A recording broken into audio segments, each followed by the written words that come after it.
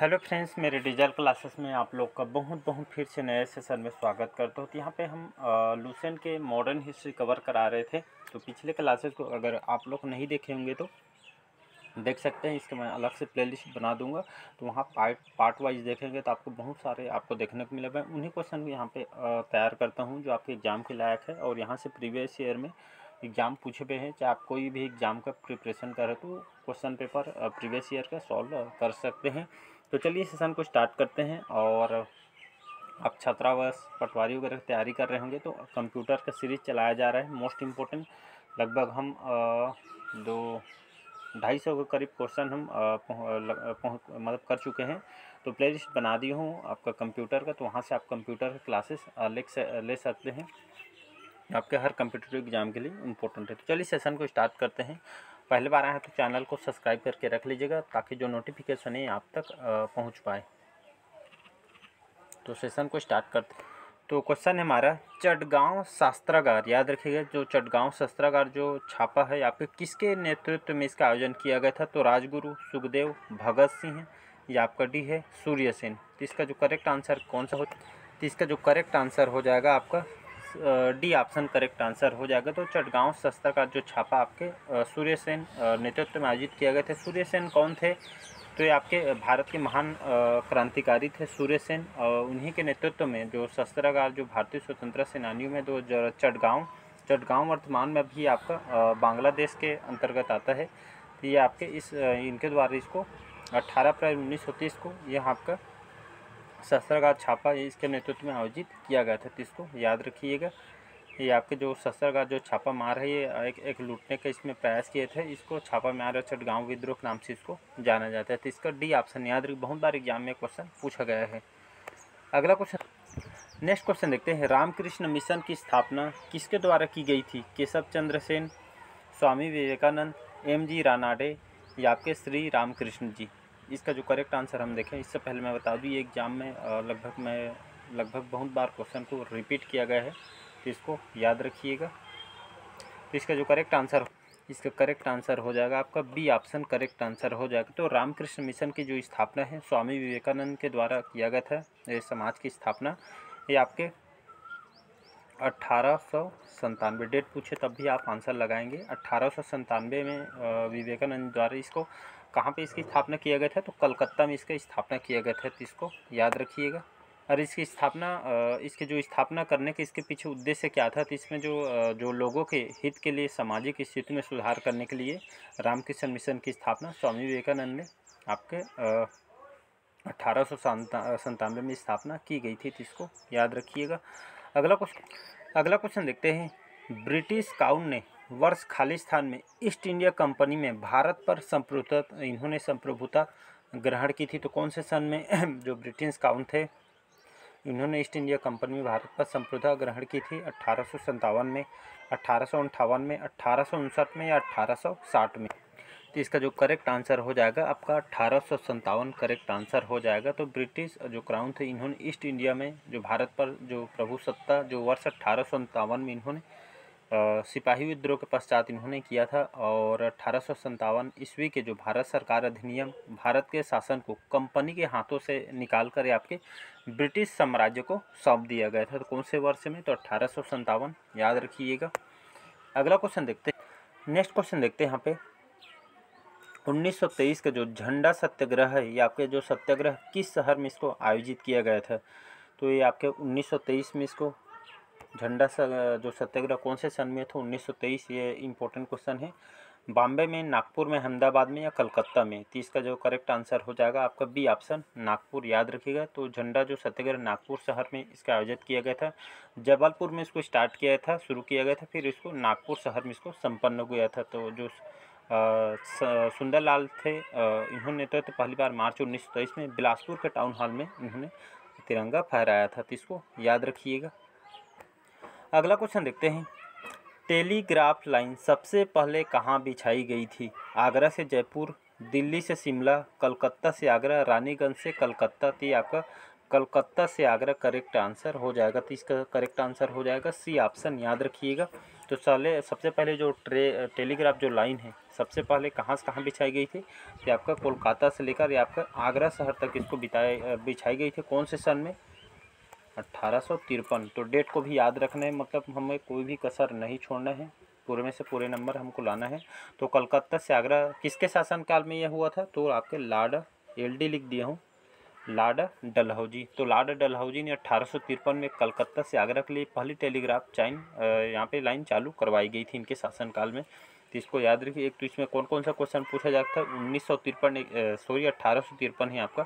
1853 ये डेट पूछा जा सकता है। कहाँ से कहाँ? तो ये आपका कलकत्ता से आगरा किसके शासनकाल में? तो ये आपके लॉर्ड डलहौजी के शासनकाल में। तो इतना आप उसको एक बार रिवाइज कीजिएगा तो आपको पूरे आपको कवर हो जाएगा, रिकॉल हो जाएगा। अगला क्वेश्चन देखते हैं। ब्रिटिश संसद के लिए चुने जाने वाले पहले भारतीय कौन थे? तो बिपिन चंद्र पाल जी, दादा भाई नौरोजी, सी है आपका लाला लाजपत राय, या आपका गोपाल कृष्ण गोखले जी। इसका जो करेक्ट आंसर हो जाएगा, तो ब्रिटिश संसद के लिए चुने जाने वाले जो हमारे भारतीय इसमें से कौन थे? तो इसका करेक्ट आंसर हो जाएगा दादा भाई नौरोजी। तो इनको 1892 में 6 जुलाई 1892 में, याद रखें 1892 में दादा भाई नौरोजी को लिबरल पार्टी के उम्मीदवार के रूप में इनको ब्रिटिश संसद के लिए चुने जाने वाले पहले भारतीय थे। इसको याद रखिएगा। और इन्होंने चुनाव को जीता भी थी और हाउस ऑफ कॉमन से पहले एशियाई सदस्य इनको बनाए गए थे। तो इसको याद रखिए, बी ऑप्शन करेक्ट आंसर हो जाएगा। अगला क्वेश्चन देखते हैं। खिलाफत आंदोलन निम्नलिखित में से किससे जुड़ा था? तो ईरान से, तुर्की से, सऊदी अरब से, या आपके मिस्र से। तो इसका जो करेक्ट आंसर हो जाएगा तुर्की, करेक्ट आंसर हो जाएगा, बी ऑप्शन। याद रखिए, खिलाफत आंदोलन का जो मुख्य उद्देश्य क्या था? तो तुर्की के जो खलीफा पद को पुनः इसको स्थापित करना था। तुर्की से खिलाफत आंदोलन संबंधित है। तो इसको याद रखिए। यह आंदोलन आपके 1999 से 1942 तक, 1924 तक, 1919 से लेकर 1924 तक यह आंदोलन चला था। मतलब भारत से कोई इसका संबंध नहीं था। अगला क्वेश्चन देखते हैं। निम्नलिखित में से कौन अगस्त 1925 में केंद्रीय विधानसभा के अध्यक्ष बनाए गए थे? अध्यक्ष थे विट्ठल भाई पटेल, MR जयकर, मोतीलाल नेहरू, या चित्तरंजन दास। इसका जो करेक्ट आंसर हो जाएगा विट्ठल भाई जो पटेल थे। याद रखिएगा, 19 अगस्त 1925 में इनको केंद्रीय विधानसभा के अध्यक्ष इनको बनाया गए थे। फिर विधानसभा के पहले निर्वाचित अध्यक्ष इनको बनाए गए थे। फिर उन्होंने 1925 के बाद 1927 में फिर से इनको निर्वाचित किया गया था। तो इसको याद रख, मतलब ये आपका 2 बार इनको निर्वाचित किया गया था, 1925 फिर उसके बाद 1927 में। अगला क्वेश्चन देखते हैं। 10 अप्रैल 1917 की तारीख स्वतंत्रता संग्राम के दौरान किस घटना के लिए प्रसिद्ध है? तो 10 अप्रैल 1917 को पढ़ा चुका हूँ मैं इसको। तो इस कौन से स्वतंत्रता संग्राम के लिए घटना के लिए इसको जाना जाता है? तो बारडोली सत्याग्रह, चंपारण सत्याग्रह, असहयोग आंदोलन, या खिलाफत आंदोलन से संबंधित है। तो इसका करेक्ट आंसर हो जाएगा बी ऑप्शन, करेक्ट आंसर हो जाएगा। तो 10 अप्रैल 1917 को ये आपका चंपारण सत्याग्रह था। ये आपके किस घटना के लिए प्रसिद्ध है? तो आपका चंपारण सत्याग्रह के लिए प्रसिद्ध है। कौन से सन में हुआ था? तो आपके 1917 में हुआ था, जिसमें जो हमारे महात्मा गांधी जी राष्ट्रपिता, गांधी ने दक्षिण अफ्रीका में सत्याग्रह और अहिंसा के आजमाए हुए जो अस्त्र का जिन्होंने भारत में यहाँ पे प्रयोग चंपारण की धरती पर इन्होंने किया गया था। तो इसको याद रखिए, ये भी एग्जाम में क्वेश्चन पूछा जाता है। अगला क्वेश्चन देखते हैं। लंदन में प्रथम गोलमेज सम्मेलन का उद्घाटन किस तारीख को हुआ था? तो 15 जुलाई 1930 को, 17 अगस्त 1930 को, 10 अक्टूबर 1930 को, या 12 नवंबर 1930 को। इसका करेक्ट आंसर हो जाएगा 12 नवंबर 1930 को। याद रखिए, लंदन में जो प्रथम गोलमेज सम्मेलन इसका उद्घाटन किस तारीख को हुआ था? तो 12 नवंबर 1930 को हुआ था। लंदन में इसका आयोजन किया गया था। यह सम्मेलन कांग्रेस के बहिष्कार के फलस्वरूप इसका किया गया था। तो इसको याद रखिएगा। अगला क्वेश्चन देखते हैं। नेक्स्ट क्वेश्चन हमारा, समाचार पत्र द लीडर, याद रखिए एक प्रकार का समाचार पत्र है जिसका नाम था द लीडर। इसके प्रकाशन किसने किया था?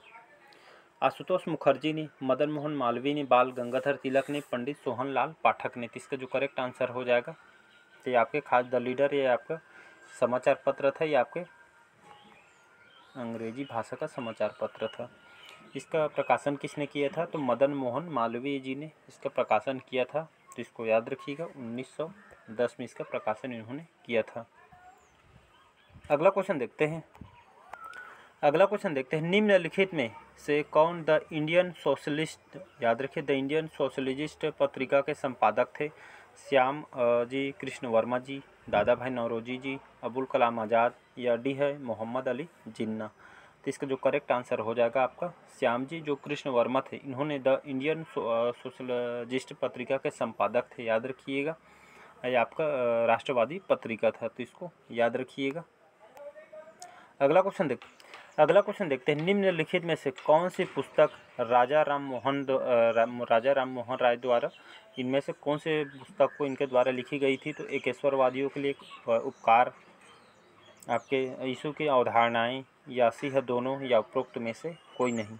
तो इसका जो करेक्ट आंसर यहाँ पे हम देखें तो इसका सी ऑप्शन करेक्ट आंसर हो जाए। तो राजा राम मोहन राय द्वारा जो पुस्तक लिखित है एकेश्वरवादी के लिए उपहार, यीशु की अवधारणा, ये दोनों इनके द्वारा लिखी गई है। और खास के जो आपका यहाँ पे बात करूँ तो ये कठोपनिषद इनके द्वारा लिखी गई थी पुस्तक को, और यहाँ पे द यूनिवर्सल रिलीजन इसके द्वारा लिखी गई थी। भारतीय दर्शन के इतिहास, ये भी पुस्तक जो है इनके द्वारा लिखी गई है, तो इसको याद रखिएगा। तो एग्जाम में यहाँ से क्वेश्चन पूछते हैं, तो इसको याद रखिए। कठोपनिषद ही इनकी पुस्तक है, हिंदू धर्म के रक्षक सभी इनकी पुस्तक हैं, तो इसको याद रखिएगा। एक क्वेश्चन अक्सर जो रिपीट किया जाता है, 19वीं सदी में, याद रखिएगा, जो राजा राम मोहन राय द्वारा ब्रह्म समाज की स्थापना किया गया था, याद रखिए। ये क्वेश्चन बहुत बार रिपीट होता है। तो ब्रह्म समाज की स्थापना किसने की थी? तो राजा राम मोहन राय द्वारा 19वीं सदी में। आप खास करके जो सामाजिक और धार्मिक सुधारक इनको कहा जाता है। तो ब्रह्म समाज की जो स्थापना का उद्देश्य है समाज में जो सामाजिक बुराइयों को लड़ना, इसका उद्देश्य है। तो ब्रह्म समाज के संस्थापक अगर पूछे एग्जाम में तो आपको आंसर में राजा राम मोहन राय आपको आंसर लगाना है। तो मान के चलिए आपके क्वेश्चन रिपीट हो सकता है। अगला क्वेश्चन देखते हैं, ब्रह्म समाज के जो सामाजिक सुधार आंदोलनों का विरोध करने के लिए निम्नलिखित में से किस संगठन की स्थापना की गई थी? धर्म सभा का, आत्मी सभा का, तत्वबोधनी सभा का, या संगत सभा का? इसका जो करेक्ट आंसर हो जाएगा ए ऑप्शन करेक्ट आंसर हो जाएगा, धर्म सभा। जो ब्रह्म समाज की स्थापना किसने की थी? तो आपको सभी को पता होगा, राजा राम मोहन राय।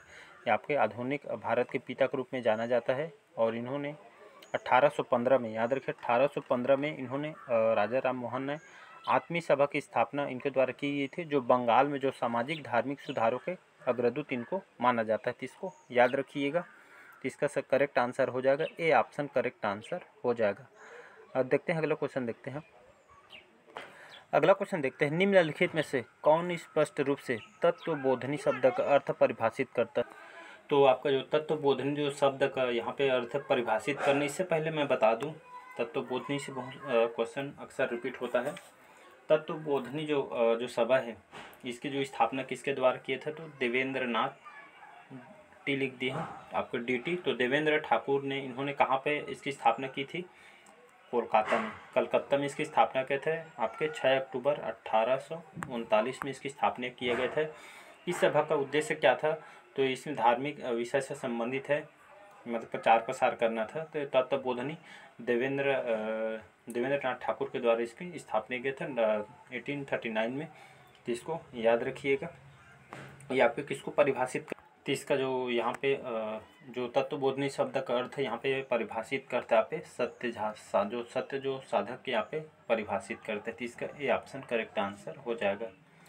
तो चलिए आज के सेशन यहीं तक रखते हैं।